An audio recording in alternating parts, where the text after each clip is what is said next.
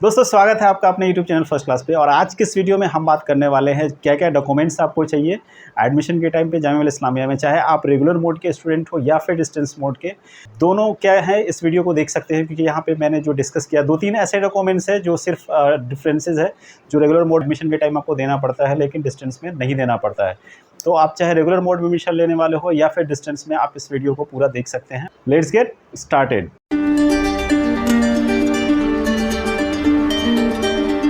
तो वीडियो शुरू करने से सबसे पहले मैं यहाँ पे थोड़ा सा आपके ध्यान में ये बात ला दूँ कि first class needs your support करके एक डेडिकेटेड वीडियो मैंने बनाया था।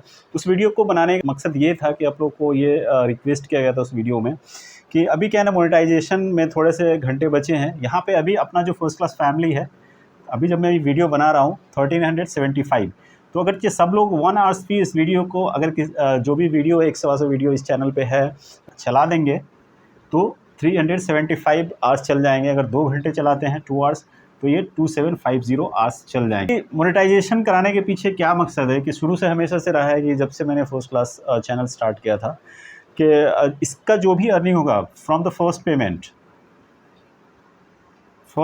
इसका 25% है ना, उन बच्चों के लिए यहाँ पे ये पैसा जाने वाला है। जो भी मोनेटाइजेशन होने के बाद जो भी पेमेंट आएगा यूट्यूब से हर महीने, जब तक कि यूट्यूब चैनल फर्स्ट क्लास रहेगा, तब तक क्या है कि आपको 25% जितना भी अर्निंग्स होगा उसका जो फर्स्ट क्लास फैमिली के जो बच्चे हैं उनके लिए क्या है कि एजुकेशनल हेल्प में काम आएगा। मतलब किसी को अगर फीस नहीं है पढ़ने के लिए, क्योंकि आप जानते हैं आजकल जो एजुकेशन है कितना महंगा हो गया है। बहुत सारे ऐसे जो फैमिली हैं जो अफोर्ड नहीं कर पा रहे हैं, उसकी वजह से लोग पढ़ाई नहीं कर पा रहे हैं, ठीक है ना।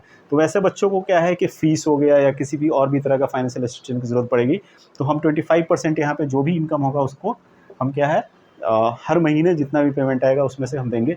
तो ये एक अच्छा कॉज है। और बाकी जो 75% है, ऑब्वियसली बात है, अभी नया चैनल है तो अभी चैनल पे ही बहुत सारा खर्चा होना बाकी है, और भी बहुत सारे जो प्लान्स हैं वो एक बार आप वीडियो देखेंगे तो थोड़ा आइडिया लग जाएगा क्या क्या मैंने उसमें पूरा डिटेल में। तो बस ये आपके ध्यान में बात लाना था। तो उस वीडियो का लिंक आपको आई बटन में मिल जाएगा या फिर डिस्क्रिप्शन बॉक्स में, आप वहाँ से एक बार देख लेना। और तो बस इतना ही आपके ध्यान में लाना था। और बाकी अभी तक के आप लोगों ने हमेशा सपोर्ट किया फर्स्ट क्लास फैमिली को, तो उसके लिए थैंक यू सो मच। अब आते हैं जो आज हमारा मेन टॉपिक है उस पे। बेसिकली आज का जो टॉपिक ये है, ऑलरेडी आपको पता है कि list of documents required at the time of admission in Jamia. यहाँ पे जो जितने भी डॉक्यूमेंट्स आपको एडमिशन के टाइम चाहिए वो डिस्टेंस और जो रेगुलर मोड है हमारा, दोनों में सेम ही है। 2-3 ऐसे डॉक्यूमेंट्स हैं जो रेगुलर मोड में सबमिट करना पड़ता है लेकिन डिस्टेंस में नहीं करना पड़ता है, वही है। तो जो या आप रेगुलर के हो या फिर डिस्टेंस मोड के हो, तो इस वीडियो को आप पूरा देख लो सो दैट आपको डॉक्यूमेंट्स क्या क्या चाहिए उसमें प्रॉब्लम ना आए, ठीक है ना। तो पहले यहाँ पे जो है वो रेगुलर मोड में मैंने यहाँ पे जो पूरा लिस्ट लिखा हुआ है, टोटल यहाँ पे 12 है, एक और इसमें ऐड हो जाएगा, मतलब 13 डॉक्यूमेंट्स आपको। बैचलर्स के लिए अगर आप जा रहे हैं तो वहाँ पे आपको क्या, जैसे 10th तो ऑब्वियसली बात चाहिए ही, उसके बाद 12th का मार्कशीट चाहिए। और अगर चाहे आप पोस्ट ग्रेजुएट के लिए जा रहे हैं तो आपके पास ग्रेजुएशन का भी, जैसा भी जो भी वहाँ पे सिचुएशन एप्लीकेबल होगा, है ना, तो वो मार्कशीट आपका चाहिए और ओरिजिनल चाहिए, राइट।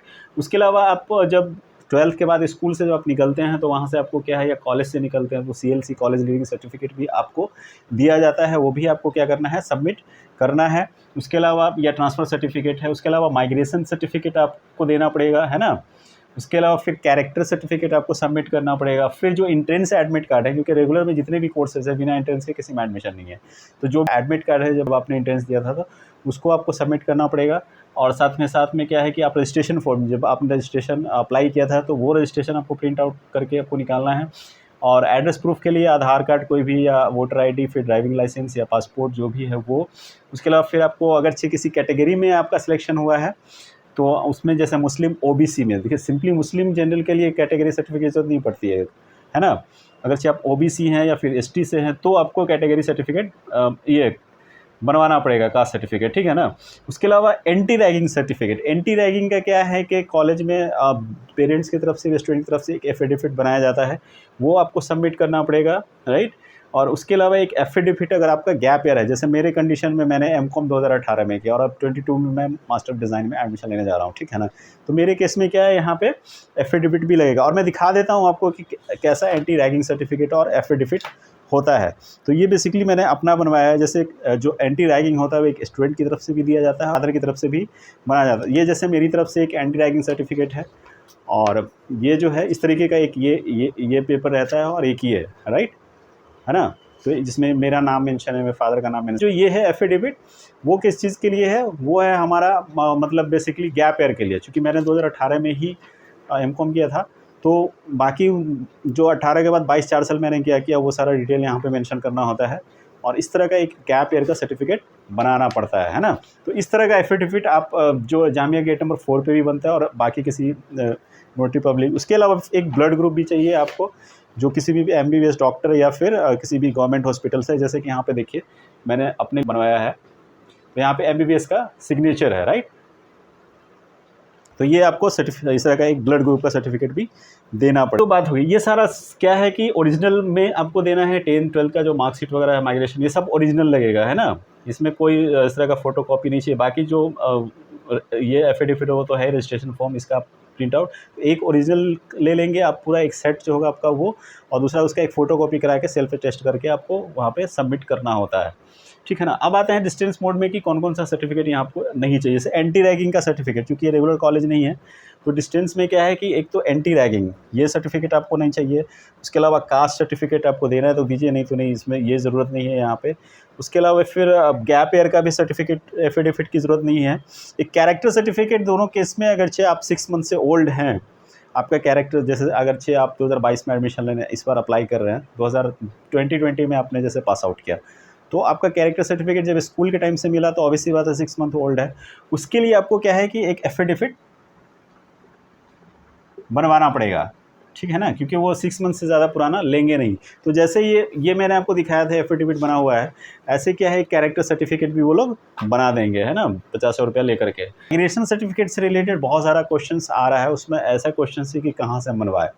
सबसे पहले तो ये है कि आप जिस स्कूल से पास आउट हुए हैं वहाँ आप जा कर के पता लगे कि आपका माइग्रेशन सर्टिफिकेट आया हुआ है कि नहीं, या नहीं तो फिर आपको जो भी आपका बोर्ड ऑफिस है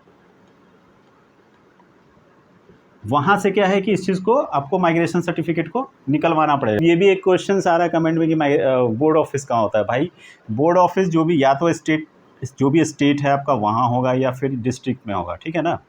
जैसे कि अगर आप बिहार बोर्ड से करते हैं तो यहाँ पटना है आपका, वहाँ से निकलवाना पड़ता है, या फिर झारखंड, जैसे मैंने 12th झारखंड से किया है तो इसके लिए रांची आपको जाना पड़ेगा। फिर मैंने जैसे बीकॉम ऑनर्स अकाउंट्स में मैंने रांची यूनिवर्सिटी, तो रांची यूनिवर्सिटी से निकालना पड़ा था मेरे को माइग्रेशन वगैरह ये सारा।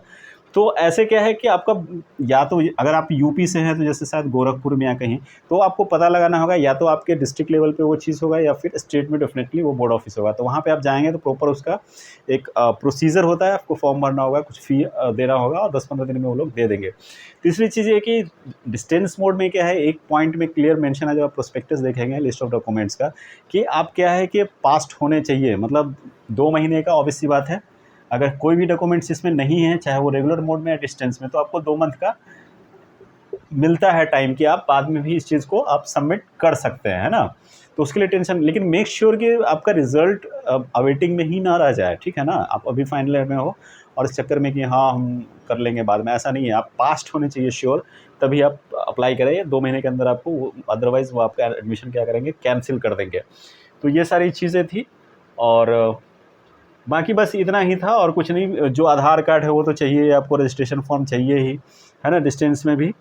अब तो बस इतना ही डिफरेंसेस था। आई होप जो भी इससे रिलेटेड क्वेश्चंस था लिस्ट ऑफ डॉक्यूमेंट्स से, वो आपका यहाँ पे सॉल्व हो गया होगा, चाहे वो रेगुलर मोड हो या डिस्टेंस मोड हो। इसके बाद एक जो रेगुलर मोड का एडमिशन प्रोसेस है वो पूरा वीडियो एक में बना दूंगा, और साथ ही साथ में बहुत सारे ऐसे जो क्वेश्चंस आ रहे हैं जिसका आंसर मैं पहले ही कर चुका हूँ, क्योंकि मेरी कोशिश होती है ज़्यादा से ज़्यादा कमेंट्स जो है, मुझे लगता है कि 95% ज़्यादा कमेंट्स का मैं रिप्लाई कर देता हूँ कमेंट सेक्शन में, इसलिए कि बहुत सारे ऐसे क्वेश्चन सेम ही होते हैं। तो आप लोग वहाँ से क्या करें, एक बार पहले वाले वीडियो का अगर कमेंट्स देखेंगे तो बहुत सारा डाउट आपका वहीं से क्लियर हो जाएगा, ठीक है ना।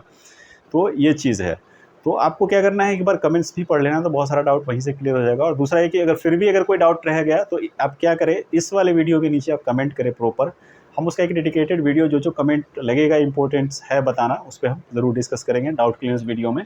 तो आई होप जो भी था आज के इस वीडियो में वो आपको क्लियर हो गया होगा लिस्ट ऑफ डॉक्यूमेंट से। तो thank you so much for watching this video. साथ ही साथ जल्दी से जल्दी इस चैनल को मोनेटाइज आप लोग करवाएं, सो दैट हम इस फर्स्ट क्लास फैमिली में और भी अच्छे तरीके से चीज़ों को हम लेके आ सकें, लोग और भी लोगों को जोड़ सकें और लोगों की हेल्प कर सकें, ठीक है ना, खुद का हेल्प कर सकें, इस चैनल को ग्रो कर सकें, ठीक है। बस इतना ही कहना था।